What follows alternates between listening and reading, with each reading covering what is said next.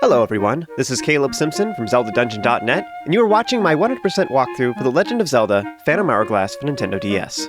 Released in 2007, this game is a direct sequel to The Wind Waker and takes place just after the events in that game. And with the Nintendo DS being one of the best-selling game systems of all time, and the fact that Legend of Zelda games are awesome, it isn't really a surprise that Phantom Hourglass sold amazingly well. In particular in Japan, actually, and this led to all kinds of merchandise being created for it. From blankets and figurines to lunchboxes and clocks, like all kinds of stuff. And that isn't really unusual for a Zelda game to have all kinds of products that come alongside the release, but the reason I point it out is because it lasted for so long and there was so much of it. Like, in general, a movie or a TV show or a video game will have merchandise associated with it, and it will last for like a year, and then the fad passes, and that's pretty common. But with Phantom Hourglass, the sheer amount of merchandise, as well as the length of time that it was still being produced and sold, far outweighed most other games in the Zelda series by like a serious amount.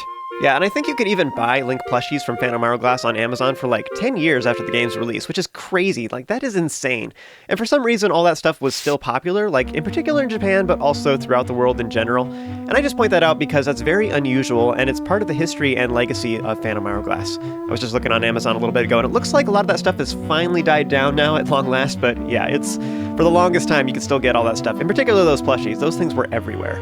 And I think part of that formula is just the fact that it was the first Zelda game on the DS, and it was like a little bit more approachable, being a little bit more on the casual side compared to some of the other games in the series, and also Nintendo hyped it up like crazy during the DS's release, so I think all those things combined made it like the first Zelda game that a lot of people experienced, especially younger audiences. It might have been their first gaming console in general, and one of the first games they played, so it's just, like, yeah, it just ingrained a bunch of new Zelda fans into the series right there, and so they all wanted, you know, blankets and stuff like that, all that hype.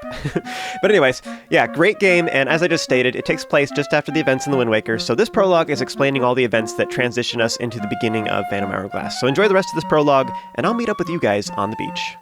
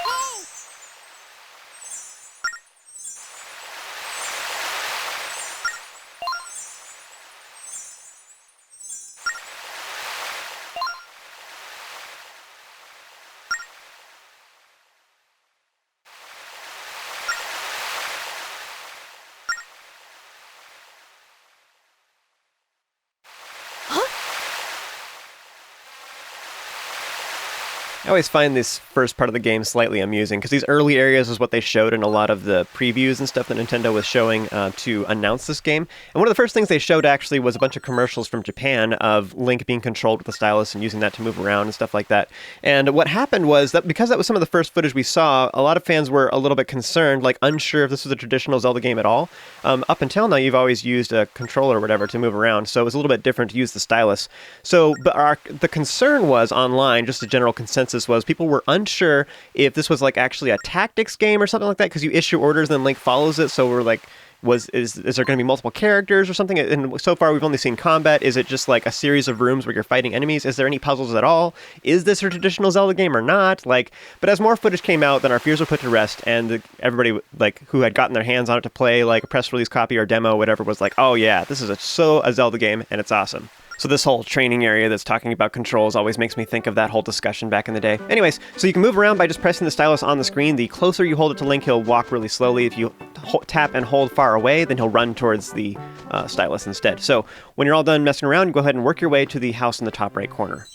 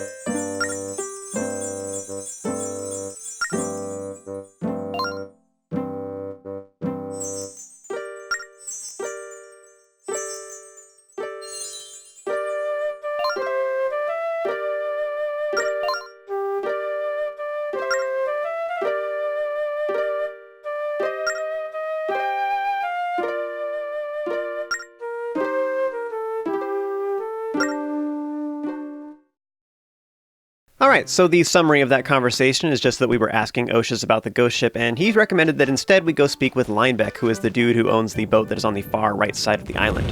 Unfortunately, as you head over to the right, an earthquake will happen, which then causes the nearby bridge to break, which prevents us from progressing on to the far right side of the island. So unfortunately, our only option is to go along the long path, which takes us all the way through the training area and teaches us all the basics of how to play the game. My, how convenient for the developers, right?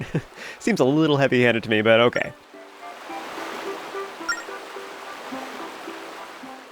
So going towards the bridge is technically optional. You don't actually have to see this cutscene at all. So if you don't go to the right, you actually won't cause the earthquake, which is kind of weird in and of itself. But anyways, our next objective is to head north towards that cave, and you can see it on your map. And there's this little path in between these two houses. So if you go north through here, you'll encounter a new enemy called Red Choo-Choos. Now, CLO will point out that you don't have a sword, so you can't actually fight them.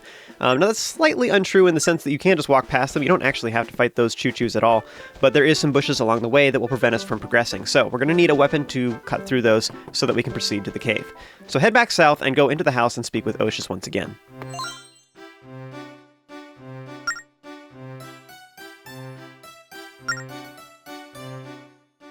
So Oshus basically tells you that you should just wait around because someone will eventually get to repairing the bridge, and that's all well and good, except that, you know what? This is an adventure game. Like, I didn't fire up an adventure game so I could sit around. No, we need a weapon. Ciela is apparently frustrated with that answer too, and she recommends that you go hunting for a sword, which is kind of a random request or whatever, but there's like only 2 houses here, so there's not really a lot of options, but there is a nearby cave. Now, if you tried to enter this cave before, nothing really would have happened, but anyways, you want to go over and tap on the barrel to pick it up, then tap again to throw it. You can do this with various objects, such as the rocks inside this cave, and sometimes they drop goodies like these rupees, but we'll be picking up things throughout the game. As you head to the north, you'll find a door, and next to the door there is a sign. Ciela says that she believes she remembers seeing Oshus opening the door by drawing a number on the sign. She thinks the solution to it is the correct number of trees that are on the beach.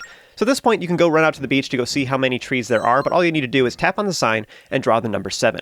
This particular puzzle is very direct in giving you the answer, basically. You do have to do a little bit of legwork to figure it out if you didn't already know the answer, but this is just a very easy form of training because later on we're going to have lots of symbols that we need to use to open various doors. So they're just showing you how this mechanic works at the beginning of the game, so they make sure you understand that before you encounter those harder puzzles later. So before you leave, you can optionally read the book off to the right. This is totally optional, you don't have to do it, especially because we're right about to have a very firm tutorial on how to perform each different sword attack, so this doesn't really matter too much. The more so have this here in case you forget and come back to this cave later, then you could optionally get a refresher on how to use your sword. But you can test it out on the nearby jars if you want to by drawing lines in front of Link. I find this next part kind of amusing. Like, we come outside and Oshus is a little annoyed at us for breaking into his storehouse and stealing his stuff, but then he's like, you know, I'll get over it. Let me teach you where to point the pointy end. You can just have it, I guess. Which, I'm not sure if that's the most responsible reaction, but at the same time, we're just going to keep getting ourselves into trouble, I suppose, so maybe it is the most responsible thing. Anyways, he's going to teach us how to use the sword now. Oshus is a pretty chill dude. Like, I think if that happened to somebody else, I don't think they'd be quite as forgiving like that and teach you how to do stuff.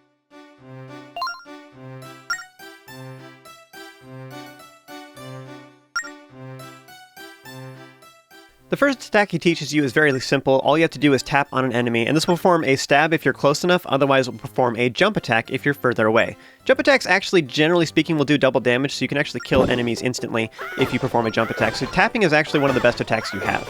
Your next form of attack is a slash. You can do this by drawing lines in front of Link side to side, and this will allow you to use a side slash. Now, side slashes can be formed very quickly, so you can just keep drawing, draw, and Link will just keep slashing, so it'll prevent enemies from getting close to you, in particular when you have a lot of enemies. You're going to kill multiple enemies at once, which is great. Now, the next attack is a stab. You do this by drawing a line from Link outwards. This makes Link walk forward and he stabs straight forward, and that gives you the most distance, so if you're trying to close the distance with a target, that might be a good option, especially if you're trying not to hit other things sometimes, and maybe you can isolate a particular attack. The final attack is your most powerful, and this is a spin attack. This actually typically does double damage, so bear that in mind, because you can defeat enemies much faster, but also will kill all the enemies around you. It typically has a little bit greater range than some of your other attacks, but be warned that using 3 spin attacks in a row will cause Link to get dizzy, and he'll get stuck there for a moment while he's stunned, and you'll be vulnerable to enemy attacks. So ideally what you do is you actually alternate a little bit. You use a spin attack, then use a regular attack, then use a spin attack, whatever, to prevent you from getting dizzy. Before we leave, there is an optional tutorial you can do off to the left. This guy will call out to you when you get close, which informs you that you can tap on people to talk to them. So talk to him, and he'll ask you to remove the rocks. And you do this by tapping on them to pick them up, and you can tap again to throw them. You can also just keep holding the stylus to walk around, and then you can move around and throw the rocks at other things, like enemies. Now, you could optionally actually attack the Kuko by throwing rocks at him, but be warned that if you keep attacking a Kuko, then they will retaliate quite fiercely, and you'll probably die, which is horrible. There is a feature you can use in this game, which is to draw on your map, and you do this by pressing down on the D-pad or the B button. This will swap your top and bottom screens, which allows you to draw notes on your map. Now, you can draw whatever you want, but in this case, what we want to do is we want to mark the location of the treasure that he's giving us a hint about. So you can do this even while talking to people, and this will pause your game as well. So if you need to think about something and assess something, if you're in a stressful situation, you can totally just pull up your map at any time in the game so you can assess your situation. So even though he didn't actually give us a lot of rupees, the clue he gave us is very valuable, and we'll be getting that treasure here later. Now, of course, though, if you already knew that that treasure was there, then you didn't actually have to talk to him at all. Fight your way past the choo-choos, and then you'll encounter a gossip stone. Now, you can stab these things to get various clues about how to progress in the game. This particular one gives you a hint about how to perform rolls. How you do this is you draw little circles on the edge of your screen. It's actually kind of tricky to do. But anyways, you can roll into trees, and some of them even have goodies in them. So as an example, the one right next to this gossip stone has 20 rupees, which is awesome. Continue on to the right, you can slash through the bushes here, then continue on to the cave. And inside, you'll find some rocks which you can work your way past, and then you'll immediately encounter a locked door. Now, we can't do anything with that at the moment. Continue on to the far right, and there is a bunch of choo-choos that will appear. I do like to use a spin attack here. This is a great place to use that. And then open the nearby chest to get a small key. After that, you can go ahead and open the locked door. Now, those trees that you can roll into, there's only a couple of them in the game that actually lead to goodies, but a lot of them actually will lead to 100 rupees or even 200 rupees, and we're going to be getting one of those here later in this very video. Actually, we're going to roll into like 3 more trees, I think, in this video alone, actually. A lot of times when you see jars in a cluster together, several of them will have recovery hearts, so you can splash those to get the hearts and recover your health. However, it might be smarter overall to defeat all the enemies in the room and then go to wherever the jars are to heal, because otherwise you would be wasting potential healing if you slash the jars ahead of time. Just something to be aware of whenever you enter a new room. You might save the jars for last. You can push blocks by tapping on them to start moving them, and then just tap and hold on the arrows to move them back and forth. And to stop using them, all you have to do is either tap on the block again, or start moving adjacently, in this case, up or down. Up ahead, we have a new enemy called Keys. They can be kind of tricky because they fly around kind of erratically. You can defeat them by either tapping on them, or you can perform side slashes or spin attacks are probably the best way to take care of them. So there's 4 levers in the middle room, and we need to pull them in a very specific order. So this tablet here gives us the correct order for one of the levers. So it says we need to pull the second lever first. Now, as always, as we explained earlier in the video, you can press down on the D-pad or the B button to pull up your map, and you can draw notes on it. So I drew a 1 in the position of the second lever. So I'm going to go through the rest of the room and find the remaining clues. Now, if you already know the solution to the puzzle, you can just go ahead and pull the levers right now. And I actually have the correct order written on my sidebar right now, so it's 2, 1, 4, 3 is what it's going to be. But I'm just showing the whole puzzle so that I can explain how to solve it. This last room has several keys, and you can defeat them by jump attacking them by just tapping on them. Otherwise, spin attacks or side slashes are probably the easiest way to take care of them. But anyways, defeat all them, then go ahead and talk to the last tablet. Now, this one actually gives you 2 clues. Now, that means that we are missing the clue for the remaining lever. However, process of elimination, we can figure it out. So this gives us the finalized order to pull the levers in. I think this first puzzle is really cool because the solution to it can be read a couple different ways. However, the meaning is the same regardless of which way you read it, which is kind of weird. So if you write down the numbers based on the position of the levers, then it will make sense. But if you also just read it phonetically from left to right and then pull up the levers in that order, then that works as well. Now, this is actually kind of neat because it just happens to be that way, and I think they planned it this way. But one of the reasons why I pointed out is there is a lever puzzle later on in the game that really confuses players because they are viewing it from one perspective or the other, and that can throw them off because it doesn't work that way. So, which is kind of weird because it could have worked out for this puzzle, and this is the one they're using to train, but yeah, just something to know for later. You do need to pay attention and think about it both from both of those perspectives for later in the game. In this next room, we have a new enemy called Rats, and we need to defeat these guys, and one of them has a key, and it runs back and forth between these 2 holes, and it runs away from you as soon as you get even remotely close. So in order to defeat it, what you need to do is push this nearby block and push it over top of one of the holes. This will prevent the rat from entering it, and technically you could actually push this block in front of the hole on the right as well. It just takes much longer to reach it. So what you want to do is just go hide off to one side, and then wait for the rat to go past, and then you can intercept it on its way back to the hole. So defeat it, grab the key, and you can use it to unlock the door. That's pretty much it for this cave. There's just a bunch of keys along the way, not to be confused with the small key we just got. It's spelled differently, K-E-E-S-E. It's actually one of the few names in the Zelda series that's like kind of confusing because we're getting small keys all the time as well. But anyways, keys can be defeated pretty easily with jump attacks. Otherwise, side slashes is probably the best way to deal with them. And otherwise, spin attacks are really effective against them. You just kind of wait till they get close. They tend to kind of fly towards you when you get a little bit closer to them, but they are kind of erratic, so they can be a pain to deal with, and you can take damage pretty easily. As always, though, just be warned that if you use 3 spin attacks in a row, you will get dizzy.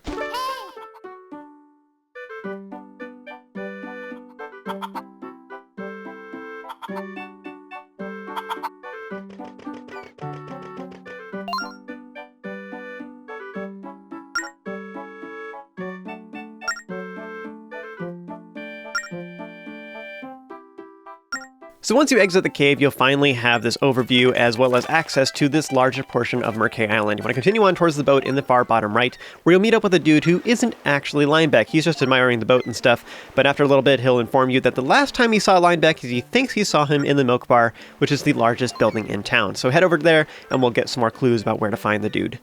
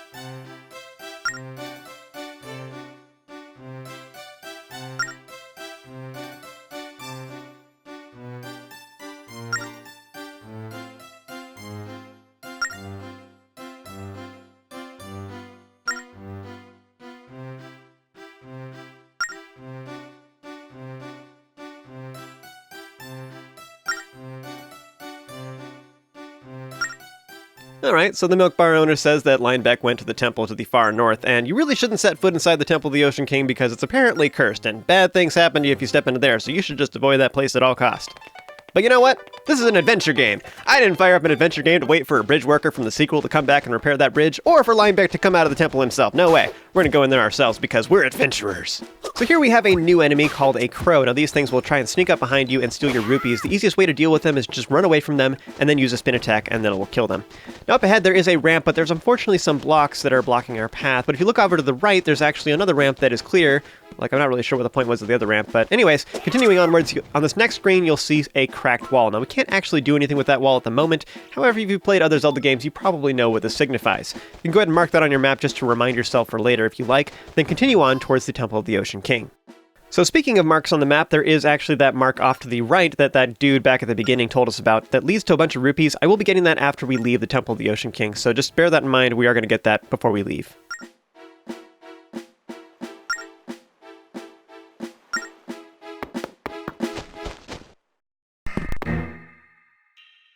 So as you enter, you'll see some skeletons on either side of the path, and Ciela is concerned because she's worried that one of these might actually belong to Linebeck. But don't worry, her fears are unwarranted. These are totally fallen adventurers from a long time ago. And unfortunately for them, their spirits are still locked here and they can't pass on, so they're just like stuck here with their corpses, which is sad and depressing. But anyways, you can talk with them to get helpful tips on how to proceed through the Temple of the Ocean King. I'm not sure how helpful their advice is considering they're dead. Like, their methods obviously did not work very well. Maybe they learned from their mistakes, so I don't know. Anyways, you can talk with them if you like to get helpful tips on how to proceed, but that isn't really necessary considering you have me.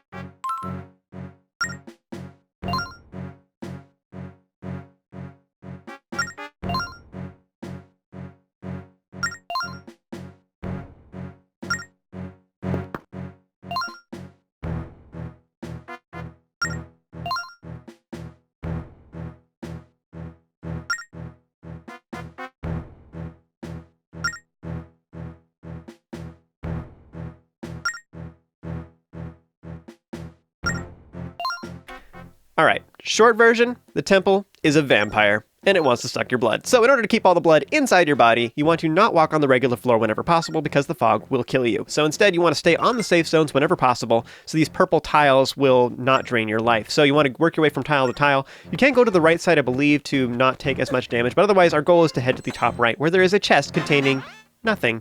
Apparently somebody already gathered this treasure, so who do we know who's a shady individual who steals treasure all the time? Continue on to the left where there is a crystal switch that will lower the spikes in the middle, which allows Linebeck to escape. Now this also grants us access to that middle safe zone, so you can make a run for that instead of taking the long path around, so that way we don't take as much damage as we work our way to the far south. Or I could just walk along the left side and conveniently forget about that fact and take damage anyway, because why not?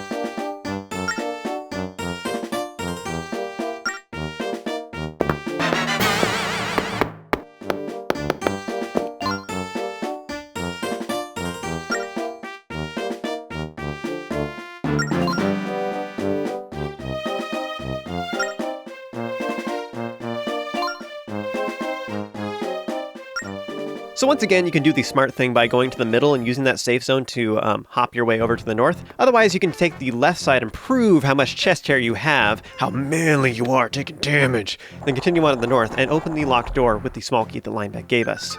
Continue on to the top left where there is a crystal switch that will lower the nearby spikes. So that's our first goal. Our next goal is to hit the crystal switch in the far top right instead. There's some jars along the path too that you can smack that have recovery hearts, which you might need if you've been wandering around in the fog too long. In the top right, you want to avoid the southern path, which has a trapdoor, which will be a trap that you'll fall into, so you don't want to touch that. But then, meanwhile, these spikes to the north, these ones will actually toggle back and forth between being raised and lowered. So you need to wait for them to be lowered and then jump across to get to the crystal switch. This will lower those spikes permanently, and once both of the crystal switches are activated, this will open the door to the north, which leads to a chest containing the sea chart.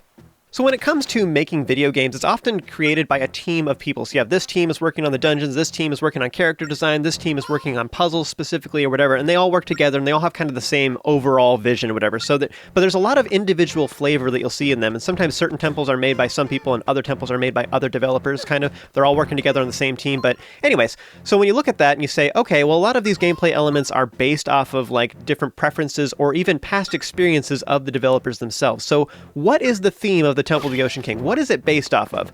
And the only thing that makes sense to me is that childhood game of don't touch the floor, it's lava.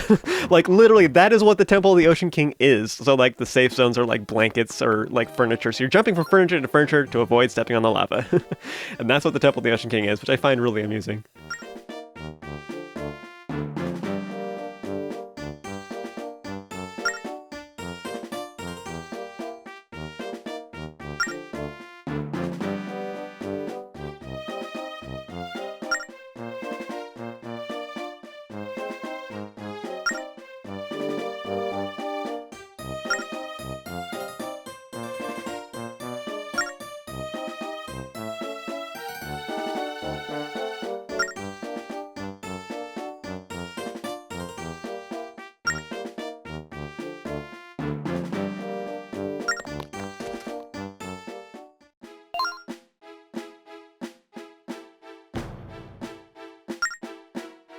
If there's one thing we learned in the last little bit, it's that Linebeck is noble and reliable. We want to continue on to the top right, and there's actually several things that we can do at this point. First off, you want to head over to this tree in the top right corner. Do a barrel roll! You can roll by drawing little circles in the corner of your screen, so and it's a little bit tricky. Actually, it might take a little bit of practice to get it right, but roll into that tree. This will make a big green rupee fall down, which is worth 100, which is awesome. That's such a big boost early game. Now, this was a clue that was given to us by the dude in the far bottom left corner, but you didn't actually have to talk to him at all if you knew where this hint was or whatever, you could have just rolled into this tree. You didn't actually have to talk to that dude at all. Next, you want to head down to southern Mercay Island, and then there is a cuckoo that is wandering around somewhere in the middle of town. You want to sneak up on it by walking slowly up to it, then tap on it once you're really close. This will allow you to pick up the cuckoo. Now, in the far bottom left corner of this portion of town, there is actually a chest that you can see on an upper ledge. I'm going to go ahead and mark it on my map real quick. But anyways, you can jump across water, and while holding the cuckoo, you can jump a little bit further. So do so, and then use it to get to this upper ledge that has a treasure chest containing treasure. There isn't actually anything we can do with this treasure at the moment. Later on, we can actually sell treasure for rupees, but we don't actually have that capability yet. But anyways, I'm just gathering that because we're getting a whole bunch of goodies here in town. Continuing onwards, next we want to go ahead and enter the shop, which is the kind of like triangular teepee-shaped building here in the southern part of town. And inside, she is selling a shield. Now, this is a really cool upgrade. It does help a lot, especially against very particular types of enemies. And now that we have enough rupees to buy that, you want to go ahead and do that. Now, you don't have to buy it right now. It is technically optional for now, but it is very helpful for some of the enemies we're going to be facing here soon, so I do recommend you get it. Regardless, though, I do recommend you buy it before the end of the game because it is very helpful. Now, you can also buy the potion if you want to. I'm actually not worried about it. This next area does have a lot of recovery hearts, and in particular, the boss there's a ton of recovery hearts for the boss fight in this next dungeon, so I'm not really worried about it. But if you would like that little bit of extra security, you can go ahead and buy the red potion here. But yeah, shield is awesome. I'm going to continue talking about that here in a little bit. But anyways, continue on to the far right and then meet up with Linebeck and Oshus, who are currently having an argument about the sea chart.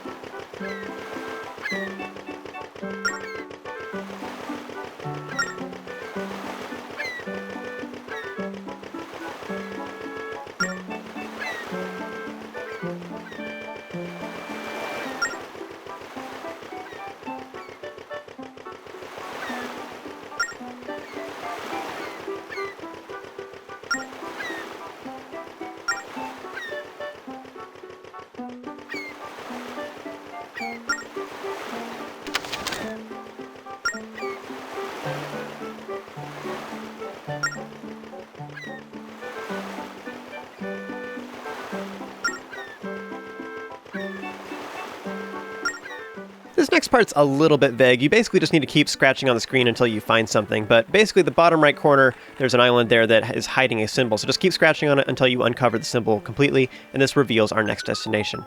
It does seem like a little excessive of a hint, considering we only have 2 different islands we can go to at this point, so it's like a 50-50 chance that we're choosing the correct one. Like, I don't know. I like those odds, though. So now that we've uncovered that, we're finally ready to continue on towards our next destination with Linebeck. And at this point, they'll ask you if there's anything else you want to do in town. And again, the only thing left we could do really is just do some shopping. So you could just buy that potion, which I did not. It's up to you to decide what you want to do. That does cost 50 rupees to purchase that, but I'm saving my rupees for other things I want to purchase. However, some other side note, something I've learned now that I've further on in the game, like we find potions in chests throughout the game. And so you can do that, and that's great, and that was part of my plan. I was like, I'm going to find potions anyways, it'll be fine. But something I didn't realize at the time is that if instead you go ahead and buy potions so you're full on potions, so those slots are full, what happens is when you open those chests that have potions in them, instead they have rupees. And the amount of rupees they have in them is actually like double the cost of the potion itself. So it is actually more cost effective to be full on potions and go find rupees in those chests instead. So that's something I didn't know at this point in the game. I was actually intentionally not buying potions because I wanted to save money, but in the long run it might have been more efficient for me. You know what I mean? There's something I want to buy sooner, so I want to have a lot of rupees right now, but if instead I had just stalled on buying those things until a little bit later, I would have actually had more money in the long run. So anyways, it's up to you to decide what you want to do. Alright, boat tutorial, our favorite. You want to go ahead and press the stylus on the feather icon. You can draw a route for your boat, and then just press OK to start traveling there. Now, what you can always do is you can always just press the route button in the bottom right corner of your screen, and this will allow you to redraw the path wherever you want. Now, that's kind of about the only controls you really need to know about the boat for the most part, is you just draw paths wherever you need to go. You can also press the stop and go buttons on the right side of the screen just to start and stop whenever you want to. There's not really a reason to ever have it on stop, though, unless you're like waiting for a golden frog to smack it, like that one right there. But that doesn't really happen very often. Usually it's more efficient to just redraw your path with the route icon. Otherwise, you can press the stylus on the screen to look back and forth so that you can look around your boat so that you can figure out where threats are coming from and stuff like that and inspect things. Now, there is a golden frog here. You can mark that on your map, although we can't actually do anything with that at the moment. And the only other thing worth noting on the sea right now is there is some enemies called sea traps, which are more on the west side of the sea right here. So if you go a little bit more to the west, then you could potentially encounter those enemies. You'll have to jump over them so that you don't take damage. But it's unlikely you'll encounter them because most people are just heading south anyway. So continue on towards the Isle of Ember.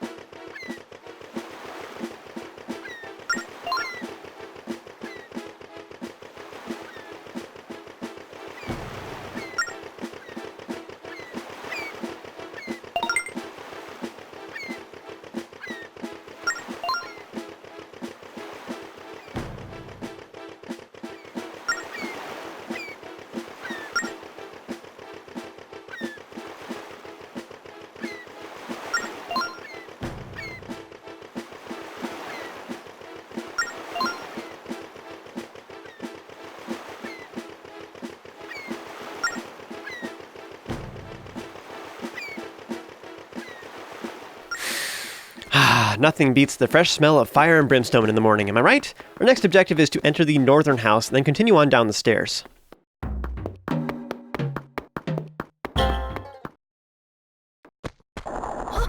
It's a trap! Now in this room we have a new enemy called an Octorok. They will occasionally shoot rocks at you, and these can be deflected with your shield actually, which is one of the advantages of having purchased that before we came here. However, another thing you can do too is just avoid them entirely, because the Octoroks will only shoot in compass directions like north, south, east, west, so just up, down, left, right. So if you come at them from diagonally, they actually can't shoot at you at all, so you can just use that to your advantage, and that's pretty easy. So go ahead and defeat them all, and once you've done all that, then head to the door on the far right side of the room. So at this point, Ciela tells you that she wants you to call out, and she's actually meaning this quite literally, where she wants you to yell at your DS. And this is because your DS, as well as your Wii U gamepad, will have a microphone on it. So if you yell at your microphone, then it will cause Link and Ciela to call out to the person on the other side of the door. Now, you don't actually have to yell, though. All you need to do is you can just blow into the microphone, which is significantly less embarrassing, especially if you're around a bunch of people, but you can just blow into the microphone, and that will function just the same.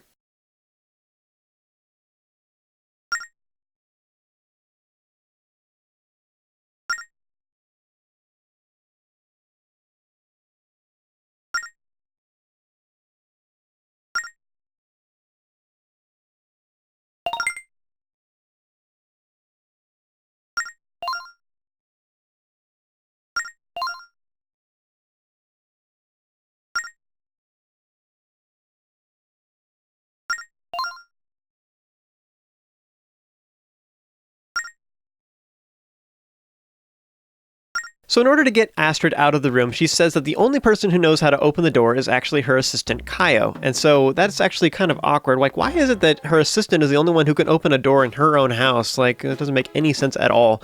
You would think that normally the superior officer, or, whatever, the boss would know how to do stuff, and they just grant permission to the assistant, but whatever. Anyways, continue on to the far right. Unfortunately, Kayo is not in his house, so I can continue on to the far right side of the island. There's some choo-choos along the way, and you'll come to this electrified door. Now, we can't actually do anything for that for now, but just bear that in mind because we will be returning to this door later. Up ahead, we have another new enemy. These are called Tektites, and they are pretty awkward to defeat. The best way to deal with them, honestly, is just kind of hang back and then wait for a pause in between their jumps, and then run forward and use jump attacks to defeat them. Continue on to the far right, and you'll see there's actually a skeleton on this upper ledge, so go walk over to that.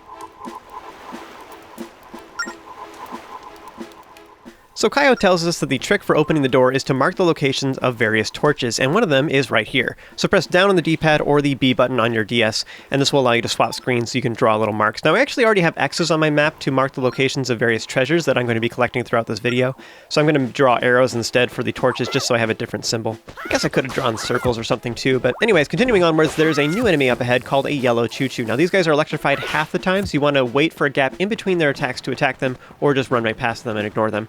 Continuing on to the far north, there's a tree here, and you want to roll into this one by drawing little circles on the edge of your screen. This will allow you to bonk into the tree, which releases 20 rupees.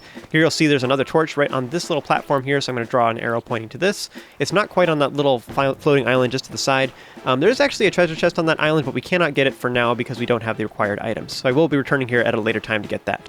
So after speaking with Kayo, you can actually go right back to Astrid and then just mark the locations of the torches if you already know where they are. However, I'm also getting treasure along the way, so I just figured I'd get all these rupees as long as we're in the area anyways.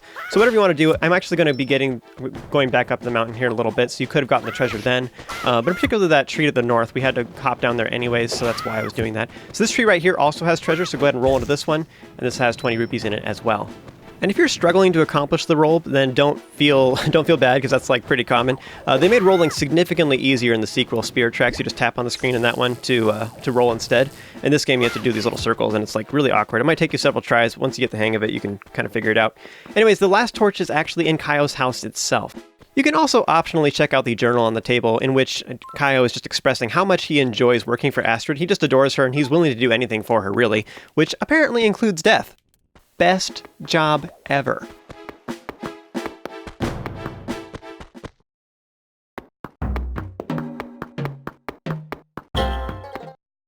Alright, so once you make it all the way back to Astrid, you just want to talk to the map off to the right of the doorway, and then mark the locations of the 3 torches. Now again, if you knew the locations of the torches, then the only requirement actually was to talk to Astrid, go find Kayo and talk with him, and then you can come back here and mark the locations. That's all you have to do.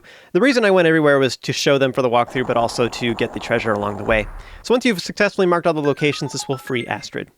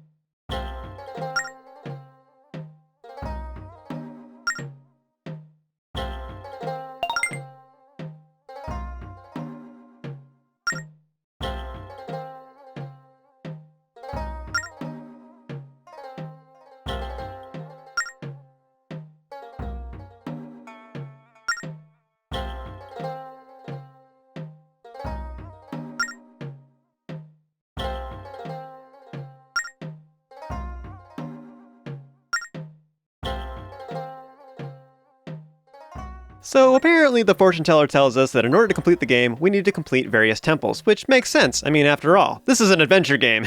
And as we established in the Temple of the Ocean King, I am not afraid to walk in lava. So going to a Temple of Fire makes total sense for me. I got this in the bag.